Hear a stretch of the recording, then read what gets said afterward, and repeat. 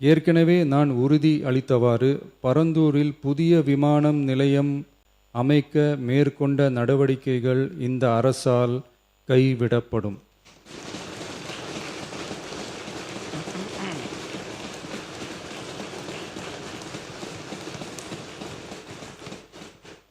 துறை சார்ந்த வல்லுநர்கள் மற்றும் கல்வியாளர்கள் ஆகியோர்களிடம் கலந்தாலோசித்து விவசாய நிலங்கள் மற்றும் குடியிருப்புகளுக்கு பெரிய அளவில் பாதிப்பு ஏற்படாதவாறு புதிய விமான நிலையம் அமைப்பதற்கான பொருத்தமான சில மாற்று இடங்கள் தேர்வு செய்யப்பட்டுள்ளன. அவ்விடங்களில் தொழில்நுட்ப ரீதியான சாத்தியக்கூறுகளை சம்பந்தப்பட்ட துறைகள் மூலம் விரிவான ஆய்வு மேற்கொண்டு புதிய விமான நிலையத்திற்கான இடம் விரைவில் இறுதி செய்யப்படும். இதற்கிடையில் சென்னை மீனம்பாக்கம் விமான நிலையத்தை மேலும் விரிவாக்கம் செய்து அதன் வடமேற்கு பகுதியில் ஆண்டுக்கு கூடுதலாக 20 மில்லியன் பயணிகளை கையாளக்கூடிய டெர்மினல் 5 என்ற புதிய பயணிகள் முனையம் அமைக்க ஏர்போர்ட்ஸ் அத்தாரிட்டி ஆஃப் இந்தியாவுடன் இணைந்து அணுகுசாலை மற்றும் மேம்பாலம் அமைப்பதற்கான நடவடிக்கைகள் மேற்கொள்ளப்படும்.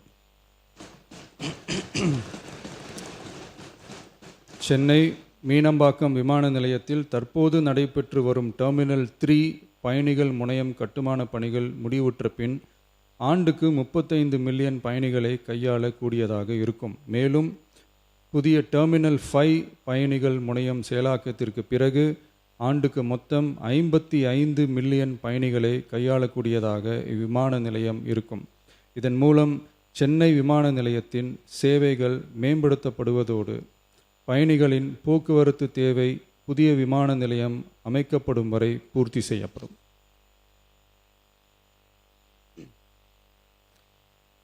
மாண்புமிகு பேரவைத் தலைவர் அவர்களே, ஒரு மாநிலத்தின் உண்மையான முன்னேற்றம் என்பது அதன் பொருளாதார வளர்ச்சியால் மட்டுமல்ல, பெண் கல்வி, வேலைவாய்ப்பு, மருத்துவம், வணிகம் மற்றும் சமூக வாழ்வின் அனைத்து தளங்களிலும் சுதந்திரமாகவும் பாதுகாப்பாகவும் பங்கேற்கும் வாய்ப்புகளாலும் அளவிடப்படுகிறது.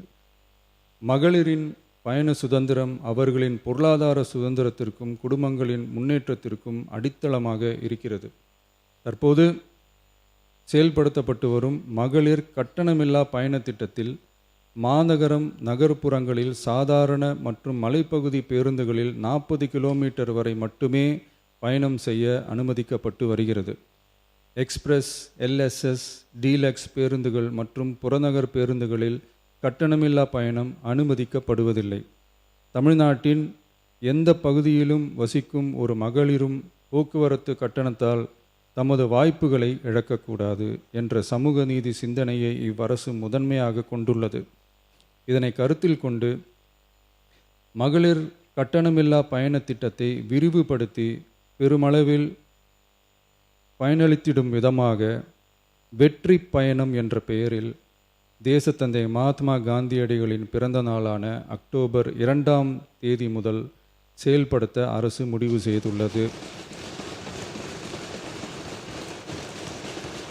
என்பதை இந்த மாமன்றத்தில் மகிழ்ச்சியுடன் அறிவிக்கிறேன். அதன்படி முதல் கட்டமாக மாநகரம் நகரங்களில் சாதாரண பேருந்துகள் மட்டுமின்றி மாநகரம் நகர்பகுதிகளில் இயங்கும் எக்ஸ்பிரஸ், எல்எஸ்எஸ், டீலக்ஸ் அரசு பேருந்துகளிலும் மகளிர் கட்டணமில்லா பயணங்கள் மேற்கொள்ளலாம்.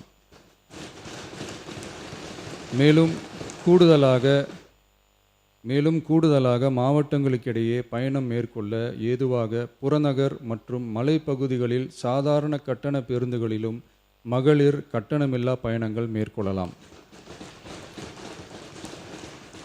இத்திட்டத்தில் பயன்பெற வருமான உச்சவரம்போ மற்றும் மேற்கொள்ள விரும்பும் பயண எண்ணிக்கையிலேயோ கட்டுப்பாடுகள் இல்லை. வெற்றி பயண திட்டம் இதர சேவைகளிலும் படிப்படியாக விரிவுபடுத்தப்படும். இதன் மூலம் மாநிலம் முழுவதும் மகளிருக்கான எளிதில் அணுகக்கூடிய பொது போக்குவரத்து வசதி பெருமளவில் கிடைக்கும். இதன் மூலம் மாணவிகள் தொலைதூரத்தில் உள்ள கல்லூரிகளுக்கு செல்லவும், பணியிடங்களுக்கு செல்லவும், மருத்துவம் மற்றும் அத்தியாவசிய சேவைகளுக்கும் கட்டணமின்றி பேருந்துகளில் பயணிக்க இயலும். மாண்புமிகு பேரவைத் தலைவர் அவர்களே, வெற்றி பயணம் என்பது கட்டணமில்லா ஒரு பேருந்து பயணம் மட்டுமல்ல, ஒரு மாணவியின் கல்வி, ஒரு தொழிலாளியின் வேலைவாய்ப்பு, ஒரு தாயின் குடும்ப பொறுப்பு, ஒரு தொழில் முனைவோரின் முன்னேற்றம் போன்றவற்றை உறுதி செய்யும் சமூக முதலீடாகும். தமிழ்நாட்டின் எந்த பகுதியில் வாழ்ந்தாலும் மகளிரின் இயக்க சுதந்திரத்திற்கும் பொருளாதார முன்னேற்றத்திற்கும் அரசு உறுதுணையாக இருக்கும். இத்திட்டத்தின் கீழ் திருநரும் டிரான்ஸ்ஜெண்டர் கட்டணமில்லா பயணங்கள் மேற்கொள்ளலாம். வெற்றி பயணம்